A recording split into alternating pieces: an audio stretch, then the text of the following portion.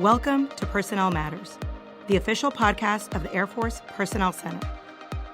Hosted by Major General Jefferson O'Donnell. Welcome to Personnel Matters. I am Major General Jefferson O'Donnell, Commander of AFPC and your podcast host. I'd also like to welcome back your Air Force's Personnel Center Executive Director, Ms. Kimberly Toney. Welcome back, Ms. Toney. Thank you, General. It's awesome to be here. We're here to provide information and updates on the programs and processes at the Air Force's Personnel Center that guide your career. The podcast is also a direct line where you can reach out to me with questions, concerns, or suggestions. Your Air Force's Personnel Center executes more than 400 programs covering the entire life cycle of Department of the Air Force military and civilian personnel. One of those programs is the annual Civilian Leadership Development Education Boards. Every year, civilian airmen and guardians have an opportunity to apply for programs geared towards their career growth and development to equip them with the knowledge and skills to meet future challenges and maintain our advantage in air, space, and cyberspace. Today, we're going to discuss civilian development programs, the benefits, and actions members and supervisors take to make that happen. Now, leadership development education programs include basic, intermediate, and the senior level professional military education, such as Squadron Officer School, Air Command and Staff College, and Air War College. Now, these courses expand knowledge and understanding of airspace and cyberspace power to meet our evolving challenges. There are also academic opportunities like the Air Force Institute of Technology, and attendees can earn advanced degrees through full-time training and providing specialized knowledge to ensure mission readiness. We also have fellowships like the Air Force Legislative Fellows Program that utilizes hands-on experience in the National Capital Region, and attendees get cutting-edge access to innovative research and experiences in other fellowships. And then there are various short courses, leadership seminars, and other programs like that to provide knowledge and skills to specifically go after being more effective and resilient and strategic leader. Now, the experiential opportunities allow you to learn by doing. These assignment-based programs provide leadership competencies you need for mission preparedness and accomplishment. Ms. Toney, what was your favorite development course in your career? I was a fellow at the Massachusetts Institute of Technology. It was called the Seminar 21 program. And that program provided oversight of politics, perspectives and paradigms, foreign politics, international relations, and what was going on for national interest. We had monthly meetings, and they were staged throughout the NCR with weekend sessions, too, that you completed throughout the year, 3 of those. And it was amazing, the guest speakers that came, the focus on, the future of world politics, U.S. national security policy, and the readings just really allowed me to continue to professionally develop, network, and meet individuals from other agencies. It sounds incredible, so thank you for that. I'd like to introduce one of those key members who is part of our AFPC team, whose focus is the development of our future civilian force. With us today to talk about the various ways our DAF civilians can benefit from leadership development programs is our own Ms. Dana Hodges from the Civilian Talent Readiness Directorate.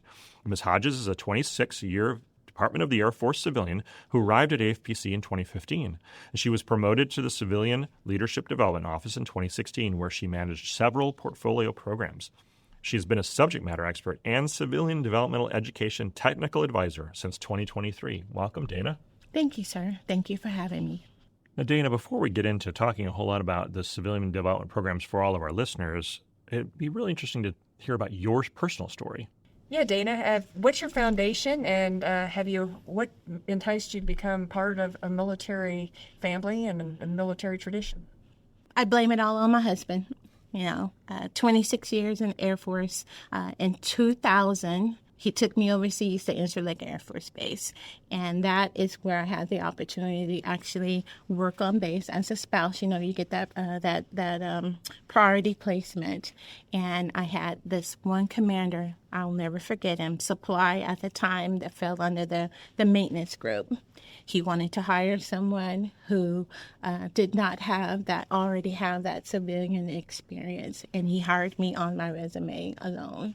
And so when I landed here at AFPC, after my husband officially retired, and we moved back to San Antonio, and then here I am working for the Civilian Development.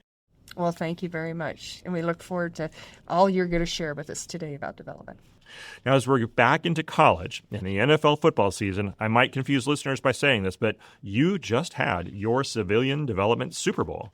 Just like these athletic teams, your team spent an entire year training and preparing for the big game. Tell us about your job. Yes, we did, sir. And as amazing as it was, we are already preparing for our academic year 2027 kickoff. As the Civilian Leadership Development Office Technical Advisor, one of my key roles is to lead the Civilian Development Team, or better known as CD Office Team, in carrying out various assignments associated with the annual nomination call. That entails scheduling webcasts, advertising, preparing the career field teams, and training our team as we enter the playoffs and make it to the Super Bowl, which is our DAF selection board. Can you briefly share with us what it's like to attend Air Force Institute of Technology or Education Within Industry? Let's start with AFIT. AFIT is comparable to top graduate schools, but with a Department of War focus. AFIT is located at Wright-Patterson Air Force Base in Ohio, and the program delivers highly technical, mission-focused education in fields like engineering, cybersecurity, space systems, logistics, and operations research. There are civilian professors, military instructors, and subject matter experts leading classes that are intentionally small to encourage one-on-one interaction and collaborative learning. Projects often support DAF units, labs, or acquisition programs, so participants are working on projects that solve real DAF and Department of War problems. Now, let's talk about EWE, Education with Industry. It's a 10-month fellowship at a leading private sector company to learn how the industry operates and innovates. This isn't a classroom education. It's a real-world, immersive professional development where you learn the culture, operations, and practices of the host industry partner. So fellows have been paired with high-performing companies, and we refer to them as industry partners like Google, Microsoft, Amazon, Boeing, SpaceX, FedEx, and so many more.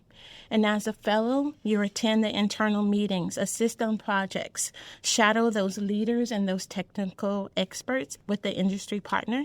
And depending on who you're partnered with and the desired learning objectives crafted by the Civilian Air Force career field teams, fellows could be working on software development, product management, supply chain and logistics, and corporate strategies. It really is a rare hands-on opportunities that participants can bring back critical insight, which help the Air and Space Forces modernize our practices and improve partnerships with industry. That sounds amazing, and thank you for sharing all those details. Now, Ms. Hodges, with the Civilian Developmental Selection Board Super Bowl event for academic year 2026 complete and overwhelmingly successful, I'm interested in hearing your thoughts on how it went. For AY26, we selected participants for 38 programs. The DAF Selection Board designated 173 primaries and 69 alternates to attend various enterprise and functional CD opportunities. And our 20 functional development teams, our DTs, selected 790 primaries and 339 alternates for our DT-approved leadership programs. If you wish to apply for the CD opportunities, the civilian applicant window will open on 7 January and close on 13 February. That's 2026. There is just one key word that I'd like to promote right now: prepare. That's what you can do. First, review the CD portfolio opportunities, understand what the programs offer, what you expect to gain from the training, and what you need to meet your development goals. And then most importantly, communicate that interest to your immediate supervisor. Have that discussion. Is it the right program? Is it the right time in your career? You'll want to know that before you apply. If your supervisor and your potential endorsers support you and your development choice. Finally, review your resume, update it. If you're not already a member of the CD official nomination call teams page, make sure you connect. Since it is so competitive, if I'm a civilian applying for this, in your experience, how do I make my application stand out? If you're thinking about applying for CD opportunities, you need to know that the most important areas of your application are, and it depends on the program that you're applying to, your long and short-term goals, the endorsement comments, and your resume.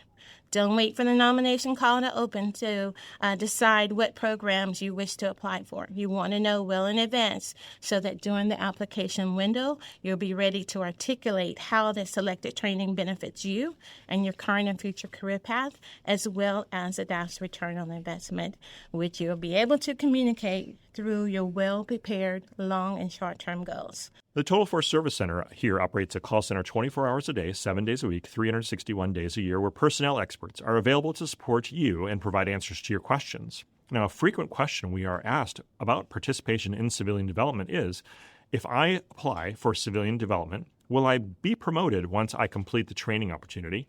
Dana, do our civilians see promotions as they come out of developmental education? Yes, sir. And again, this is a very popular question. The potential to secure a promotion once you complete the CD training does exist.